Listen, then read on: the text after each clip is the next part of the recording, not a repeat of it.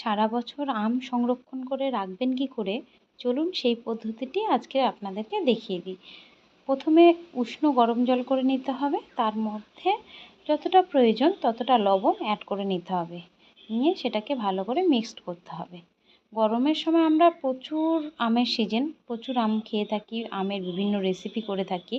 তো অনেক সময় কি হয়, আমের অফ সিজনটায় আম খেতে মন চায়। তো আপনারা এইভাবে করে রাখলে সারা বছর ধরে আম খেতে পারবেন। তারপর কাঁচা আম আপনারা ধুয়ে নেবেন পরিষ্কার করে, নিয়ে সেটাকে ভালো করে যে কাপড় দিয়ে মুছে আমগুলোকে পিস পিস করবেন। করার পর সেটাকে ভালো করে একটু হালকা রোদে দিয়ে রাখতে পারেন আধ ঘন্টা মতন, নিয়ে সেটাকে ভালো করে পরিষ্কার পরিচ্ছন্নভাবে কাপড়ে একটু মুছেও নেবেন, জল যাতে একদম জল না লেগে থাকে। কারণ আমরা আম তো সবাই খেতে ভালোবাসি। আম অফ সিজনে যদি আমরা একটু আম পাই, কাঁচা আমের সেই স্বাদটা, সেই গন্ধটা, তাহলে কার না ভালো লাগে বলুন। সেই জন্য আজকে এই রেসিপিটা বানাচ্ছি। এবারে প্রথমে এইভাবে লম্বা লম্বা করে আমগুলো আমরা কেটে নিচ্ছি। নিয়ে আমি তিনটে আম নিয়েছি এখানে। তিনটে আম প্রায় 1 কেজির কাছাকাছি হয়ে গেছে। সেই আমগুলো সুন্দরভাবে আগে ধুয়ে নিয়েছিলাম, নিয়ে কাপড় দিয়ে জলগুলো মুছে নিয়েছিলাম, নিয়ে কেটে নিয়েছি।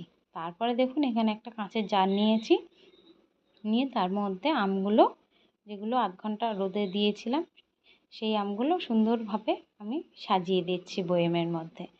তো এইভাবে পরস্পরভাবে সুন্দর করে সাজিয়ে দিতে হবে।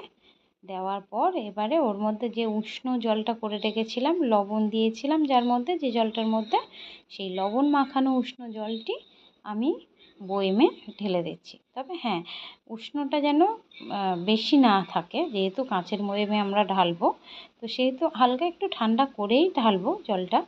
তো জল দিয়ে দিলাম, লবণ মাখানো জলটা দেওয়ার পর এর মধ্যে আমরা 2 চামচ ভিনিগার অ্যাড করব।